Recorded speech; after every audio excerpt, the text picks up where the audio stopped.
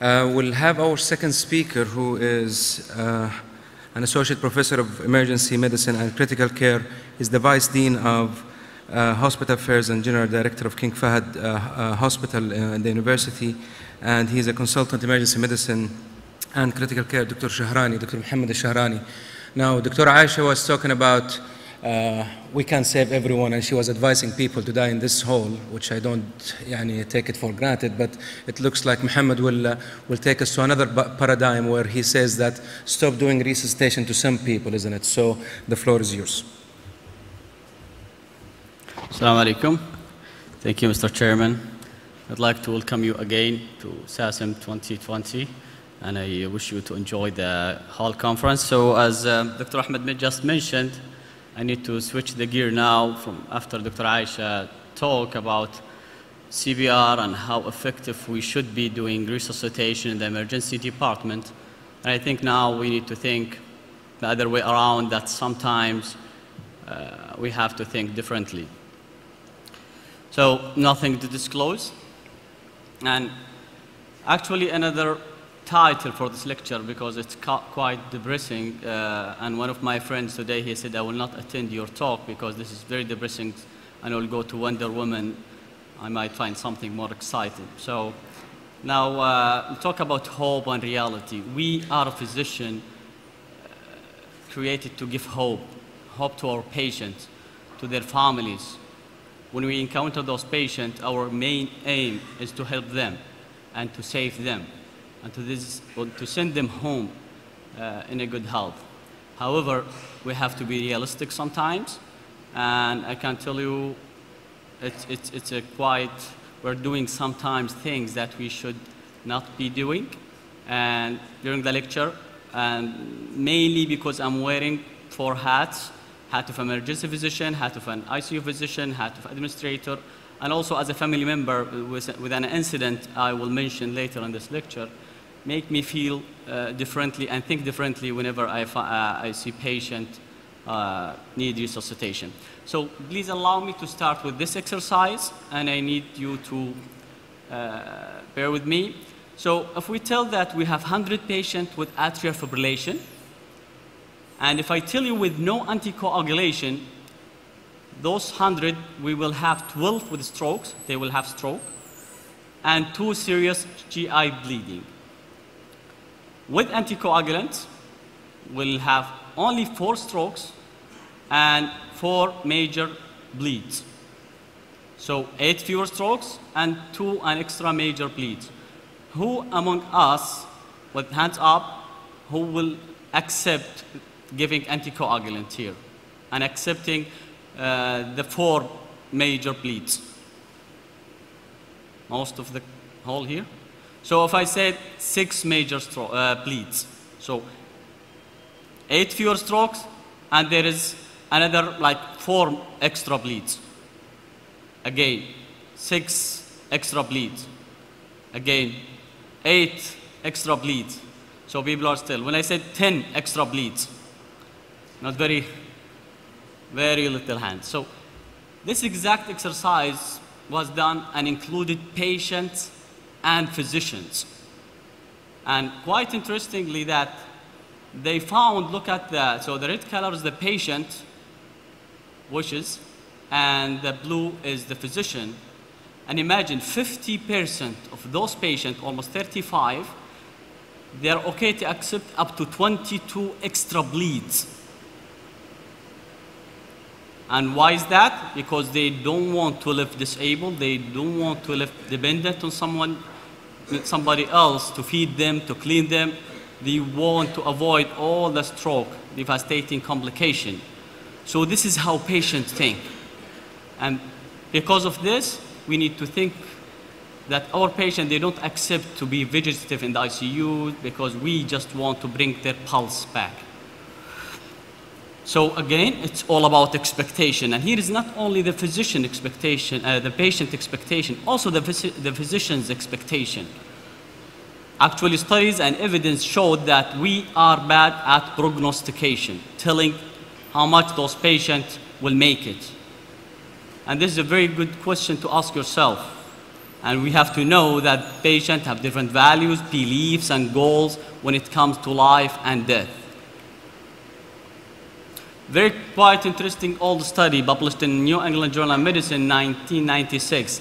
And why I'm mentioning this? Because now we are talking about patient expectation. They reviewed all the medical series in the TV. They included Chicago Hope, ER series, and Rescue 911.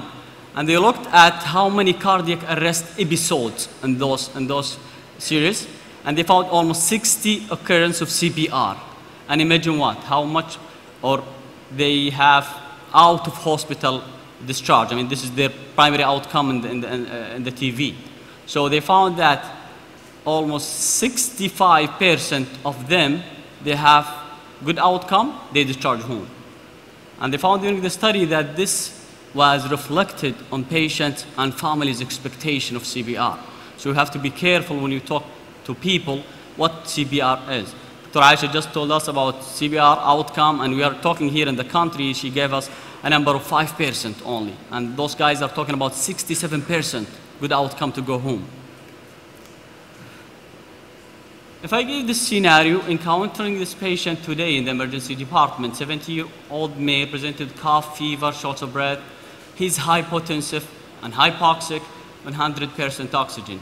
This is his chest X-ray. I'm sure everyone's saying, oh, this is corona. So, and this is his blood gas. Now, are we going to intubate this patient? Most likely, yes. We'll go for intubation, vasopressor therapy, antibiotic, monitoring, and shift this patient to ICU. But what if I tell you the extra information that you didn't know about this patient? Because this patient was brought by Red Crescent and nobody knows much about his history. And we find out that this patient is bedridden for the last 8 years, diabetic, hypertensive, multiple old CVAs, advanced dementia, renal impairment, and he has advanced pancreatic cancer, and he's already for palliative care. Are you going to do the same? So this is what we are talking about today.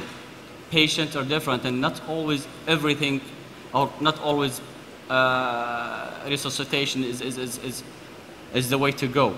The way to go. And this is a question, if we ask yourself, if we ask ourselves, and the answer is no, then I think we should hold our horses. So would you be surprised if this patient died during this admission?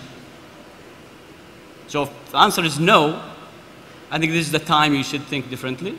And I think we should not be as much aggressive as we should be with other patients. So it's all about goals of care and expected outcome.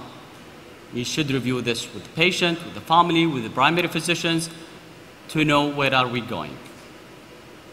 I have to mention that death and now currently dying becoming more complex and takes longer when the patient gets to the hospital. Before, when the people get sick, they die early. Now, this because of the advanced medical care, we only prolonging their suffering sometimes. So how to start? We know the resuscitation steps, ABC, the usual stuff that everyone does. And the life care assessment has different ABCs. So A stands for Advanced Care Plan. Some patient, they might have Advanced Medical Directive. If there is, this will be good. Better symptom control. You have to promise those patients that they will be treated for anything else. Pain, whatever symptoms they will have. Caregiver have to be approached in a good way, communicated well. Decision-making capacity, you cannot discuss end-of-life care discussion with someone who cannot take decisions or understand what you're telling him or her. This is the story that I want to tell you and to share with you today. And this is back in March 2010. I was doing some ICU practice in Canada, and I received a call from my father, and he told me, your grandmother had stroke. And her condition actually was massive MCA stroke, complicated by hemorrhagic transformation, and she was admitted to the hospital for 6 months.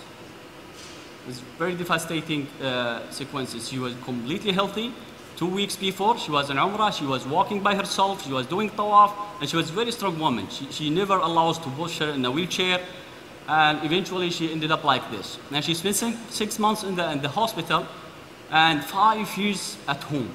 Bedridden, cannot walk, completely aphasic. The only thing she was doing is just looking at us. And many times when I entered the room, I found her eyes full of tears. I don't know if she was understanding, I don't know that.